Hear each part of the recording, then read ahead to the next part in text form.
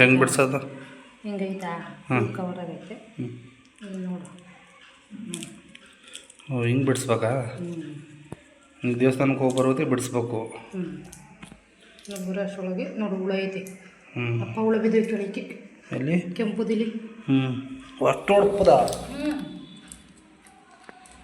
ಇವಾಗ ನೋಡ್ಕೊಂಡು ಏನು ಮಾಡಬೇಕು. ಸರಿ ಜಾಸ್ತಿ ಬೆಂಗಳೂರು ಸೈಡ್ ಮಾಡ್ತಾರೆ. ಸರಿ ಚೆನ್ನಾಗಿರ್ತದೆ. ನಾನು ಆದಷ್ಟು ಬಿಡಿಸ್ತೀನಿ, ಜಾಸ್ತಿ ಬಿಡಿಸಲ್ಲ ಅಂದರೆ. ಇಲ್ಲ ಅಷ್ಟೇ ಇದ್ದಾವೆ, ಅಷ್ಟು ಬಿಡಿಸು ಅಷ್ಟೊತ್ತು ಎಷ್ಟಾಯ್ತವೆ ಅಷ್ಟು ಬಿಡಿಸು, ಅಷ್ಟು ನಾವು ದೇವಸ್ಥಾನಕ್ಕೆ ಹೋಗ್ಕೊಳ್ತೀವಿ. ಸರಿ. ನೋಡಿ ಗೈಸ್, ರೀಲ್ಸ್ ಮಾಡ್ತಾಯಿದ್ದಾರೆ.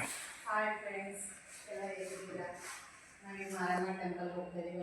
ಮಾರಮ್ಮ ಟೆಂಪಲ್ಗೆ ಬನ್ನಿ, ಅಲ್ಲಿ ಪೂಜೆ ಮುಗಿಸ್ಕೊಂಡು ಈ ಮುಂದೆ ಕಂಟಿನ್ಯೂ ಮಾಡಿ. ಓಕೆ,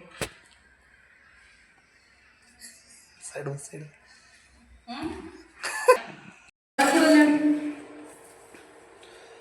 ಅದು ಇದಲ್ಲ ಚಿನ್ನ, ಸೋಯಾಬೀನ್ ಗೀ ರೋಸ್ಟ್ ಮಾಡಿರೋದು.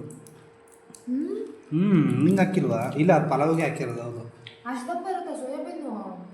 ಹಾಂ, ದಪ್ಪ ಕಟ್ ಮಾಡಿರ್ತಾರೆ, ದಪ್ಪ ತಂದಿರ್ತಾರೆ. ನಿನಗೆ ಯಾವ ರೀತಿ ಬೇಕು ಆ ರೀತಿ ಸೈಜ್ ಸಿಗುತ್ತೆ. ನೋಡಿ ಗಾಯ್ಸ್, ಮಾರಮ್ಮ ಟೆಂಪಲ್ ಪ್ರಸಾದ ದೇವಸ್ಥಾನಕ್ಕೆ ಹೋಗಿದ್ರು, ಪ್ರಸಾದ ಇಸ್ಕೊಂಡು ಬಂದಿದ್ದಾರೆ. ಚೆನ್ನಾಗಿ ದರ್ಶನ ಆಯ್ತಾ? ಆದರೆ ನಾವು ಬೇಗ ಹೋಗಿ ಕುತ್ಕೋಬೇಕು, ಒಳಗಡೆ ಹೋಗ್ಬೇಕು. ನಾನು ಹೇಳಿದೆ ಯಾವಾಗಲೇ ಬೇಗ ಬಾ ಬೇಗ ಬಾ ಅಂದ್ರೆ ಭಜನೆಗೆ ಹೋಗಿರಲ್ಲ. ಭಜನೆಗೆ ಅಂದರೆ ಒಳಗಡೆ ನಡೀತಿತ್ತು, ನಾವು ಹೊರಗಡೆ ನಿಂತಿದ್ದು. ಫಸ್ಟೇ ಏನಪ್ಪ ಅಂದರೆ 7 ಗಂಟೆ ಅಷ್ಟೊಳಗೆ ಒಳಗಡೆ ಹೋಗಿ ಕುತ್ಕೊಂಡ್ರೆ ನಾವು ಫುಲ್ಲು ಎಲ್ಲ ಇದು ಮಾಡೋ ಮತ್ತು ಬೇಡ್ಕೊಂಡು ಎಲ್ಲ ಇದು ನಿಧಾನಾಗಿ ಇದು ಮಾಡ್ಕೊಂಬರ್ಬೋದು. ಅದು ಅಷ್ಟೊಂದು ನಮ್ಮ ಮನಸ್ಸಿಗೆ ಬೇಜಾರಾಗಿ ಮಾಡ್ತಾರಲ್ಲ. ನಾನು ಇವಾಗ ಏನು ಬೇಡ್ಕೊಂಡಂಗೂ ಆಗಲಿಲ್ಲ. ನಮಸ್ಕಾರ ಮಾಡ್ಕೊಂತೀನಿ. ನಾರಾಯಣ ಗೋವಿಂದ ವೀರಭದ್ರ ಬಜರಂಗಬಲಿ.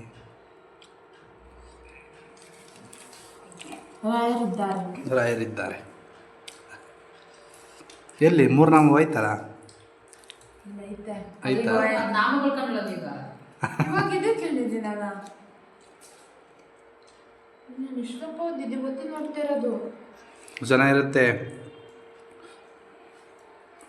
ನಿಂಗೆ ಇಷ್ಟ ಇಲ್ಲ ತಾನೇ ಅದು ಸೋಯಾಬೀನ?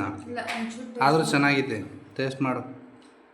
ದೇವ್ರ ಪ್ರಸಾದ ಟೇಸ್ಟಿಗೆ ಇಷ್ಟ ಏನಿಲ್ಲ. ದೇವ್ರ ಪ್ರಸಾದ ಹೆಂಗಿದ್ರೂ ಚೆನ್ನಾಗಿರುತ್ತೆ. ಸೋಯಾಬೀನ್ ಸ್ವೀಟ್ ಐತೆ. ಹೌದಾ? ನಿನಗೂ ಹಾಕಿದ್ರ? ಇಲ್ಲ, ನೀನು ಸ್ಪೆಷಲ್ ಅದಕ್ಕೆ. ಸೋಯಾಬೀನ್ ಗೀ ರೋಸ್ಟ್ ಮಾಡಿರೋದು. ನೀನು ಹೇಳಮ್ಮ. ನಮ್ಮ ಸೆಂಟ್ರಲ್ ಸ್ವೀಟ್ ಐತೆ, ಸ್ವೀಟ್ನೆಸ್ಸು ಸಖತ್ತೈತೆ ತಾನೇ? ಏನು ಚಿನ್ನದು? ಸೋಯಾಬೀನ್. ಹೌದಾ? ಮತ್ತೆಂತ ಅದು?